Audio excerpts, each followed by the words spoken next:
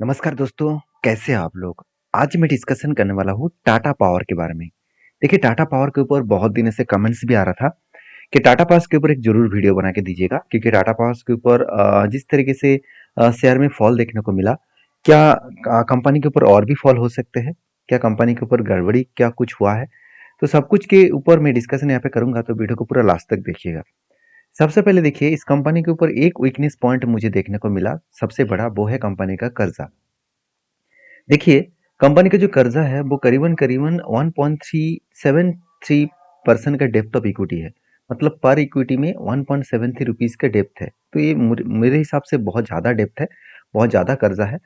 तो इस डेप्थ लेने के बाद क्या कंपनी सही में सही ढंग से खुद खुद को परफॉर्मेंस कर पा रहा है? वो भी देखना ज़रूरी है क्योंकि 58,000 करोड़ का कर्जा है। क्या उस कर्जे को सबसे पहले आपको ये देखना है कि किसी भी कंपनी जो कर्जा लिया, क्या उस कर्जे को मिटाने के लिए खुद सक्षम है?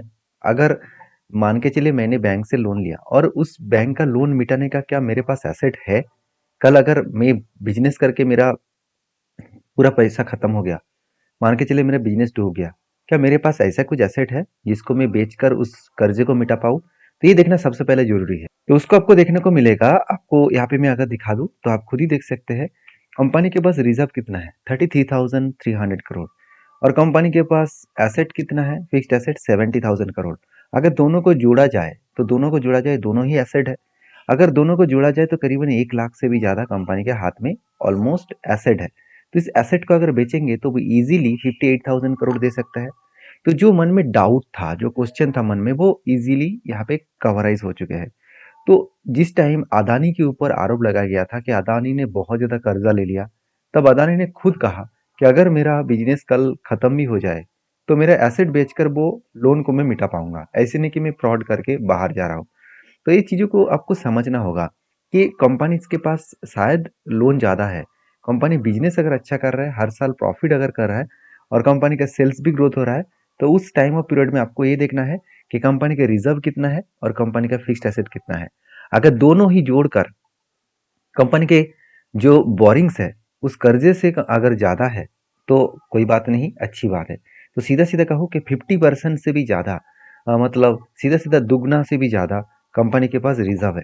तो इस रिजर्व से कंपनी आगे बढ़ सकती है। तो पहले जो डाउट था लोगों के मन में वो डाउट यहाँ पे क्लियर कर चुका हूँ। अभी दूसरी बात कंपनी के ऊपर वैल्यूएशन के बारे में बात करें तो कंपनी के पी रेशियो और इंडस्ट्रीज पी रेशियो दोनों ही सेम टू सेम लेवल में आ चुके हैं।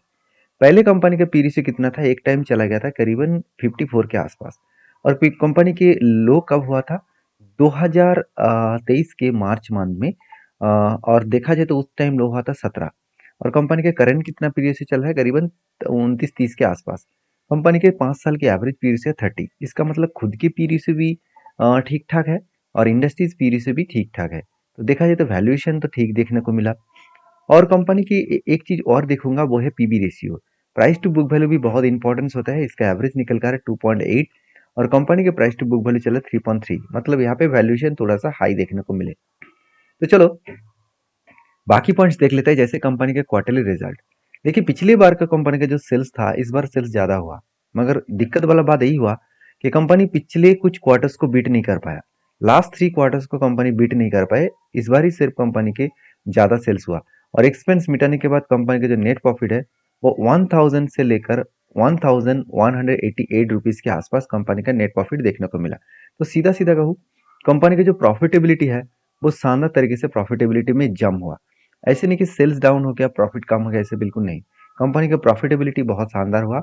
हाँ, अगर आधा से इनकम कुछ ज़्यादा होते तो कंपनी का प्रॉफिट और भी कुछ ज़्यादा देखने को मिलता। तो सीधा सीधा कहूँ कंपनी में अच्छा खासा परफॉर्मेंस तो किया क्योंकि कंपनी के सेल्स में वीकनेस आया मगर प्रॉफिट में वीकनेस उतना नहीं आया जितना प्रॉफिट में वीकनेस होना चाहिए था।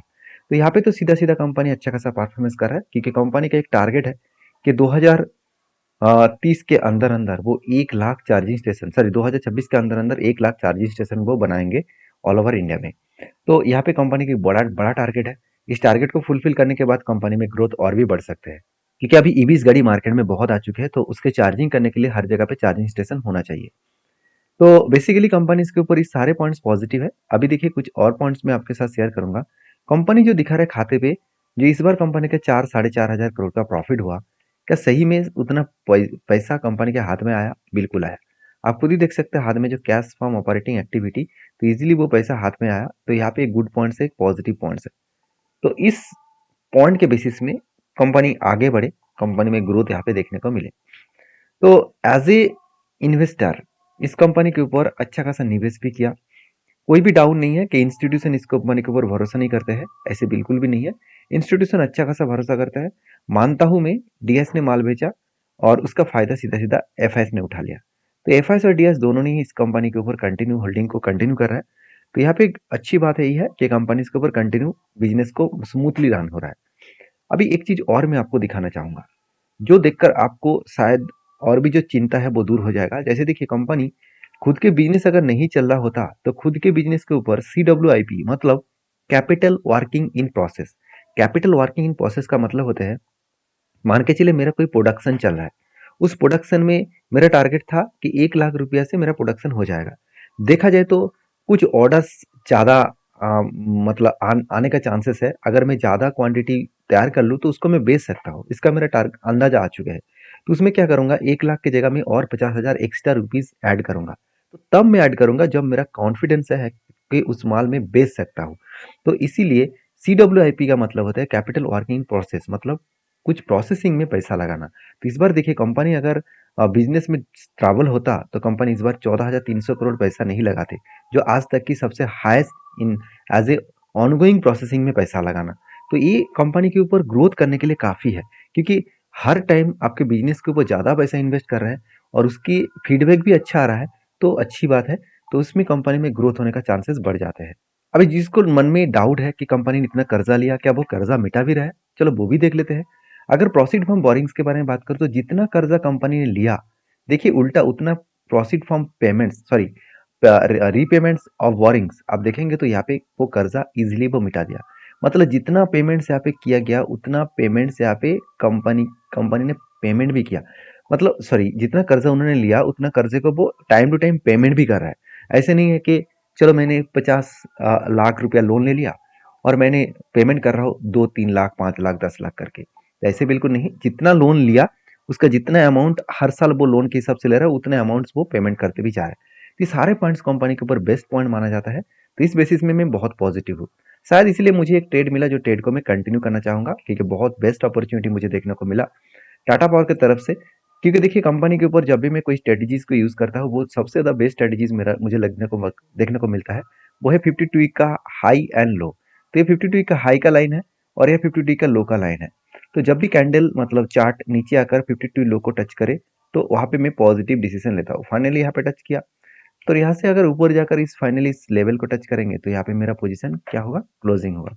तो बेस्ट पॉइंट ऑफ व्यू से बात करो तो कंपनी अच्छा खासा यहाँ पे जर्नी दिखा सकते हैं, अच्छा खासा यहाँ पे जर्नी यहाँ पे दिखा सकते हैं। बाकी इस कंपनी के ऊपर पहले मैं डिस्कशन कर चुका हूँ, पहले मैं इस तरीके से स्ट्रेटजीज को मैं आपके साथ शेयर किया हूँ, आप ध्यान से देखेंगे तो यहाँ पे भी एक स्ट्रेटजीज बना था, जो फाइनली एंट्री पॉइंट्स यहाँ पे कुछ देखने को मिले और उसकी जगह पे ओवरऑल देखा जाए तो total of time of period में देखा जाए तो कंपनी ने जो गेन दिया 36% और वो भी 150 डेज में। इसी तरीके से अगर मैं बैक टेस्टिंग और भी करके देखूँ, कोविड के टाइम में क्या हालत हुआ था वो भी मैं आपको साथ एक बार शेयर कर लेता हूँ। आप ध्यान से देखना, यहाँ पे कंपनी ने बहुत टाइम लगा दिया। यहाँ पे क्या हुआ, ध्यान से इस चीज़ों को देखना, तभी आपको सब कुछ क्लियर हो जाएगा। फर्स्ट देखिए, ऊपर से जब नीचे आए, जब 52 वीक से 52 लो को आए, तो यहाँ पे जो सिचुएशन क्रिएट हुआ उस सिचुएशन के बेसिस में अगर मैं टोटल टाइम ऑफ पीरियड देखूँ तो कंपनीज के ऊपर यहाँ पे लॉसेस का सिचुएशन देखने को मिला। मगर यहाँ पे मैं हमेशा किसी भी तरफ से लॉसेस नहीं लेता हूँ। तो मैंने क्या किया, नेक्स्ट जो एंट्री पॉइंट्स मिला वहाँ से अगर देखूँ तो वहाँ पे कुछ भी खास ग्रोथ नहीं मिला। तो नेक्स्ट जब एंट्री पॉइंट से मैं अगर 20% करेक्शन तक देखूँ तो 20% का करेक्शन से अगर मैं फिर से इसको रिकवरी देखूँ तो ऑलमोस्ट यहाँ से कंपनी का ग्रोथ हुआ। तो कोविड के टाइम में अच्छा खासा बिग फॉल हुआ, तो यहाँ पे देखा जाए तो कंपनी के ऊपर हर कोई कंपनी के ऊपर ऐसे ऐसे हालत था। मगर उससे पहले देखा जाए तो कंपनी बहुत बार अच्छा खासा परफॉर्मेंस किया। तो बाकी इस कंपनी के ऊपर आप स्टडी करिए, क्योंकि टाटा पावर कोविड के पहले उतना ज़्यादा खास नहीं था। क्योंकि अगर पूरा के पूरा चार्ट को ध्यान से देखेंगे तो कोविड के बाद ही इस कंपनी के ऊपर मैसिवली जाम हुआ, उससे पहले कुछ खास परफॉर्मेंस हुआ नहीं। तो कंपनी के ऊपर बिजनेस मेनली स्टार्ट हुआ कोविड के बाद। तो मैं इस कंपनी को कोविड के बाद ही जितने ट्रेड हुआ उस ट्रेड को मैं कंटिन्यू करूंगा। बाकी पहले जो हुआ था उसको मैं यहाँ पे अवॉइड कर लेता हूँ। बाकी आपकी क्या राय है जरूर मुझे कमेंट्स करके बताना। तो वीडियो अच्छा लगे तो प्लीज़ लाइक करना और चैनल को सब्सक्राइब भी करना। Thank you.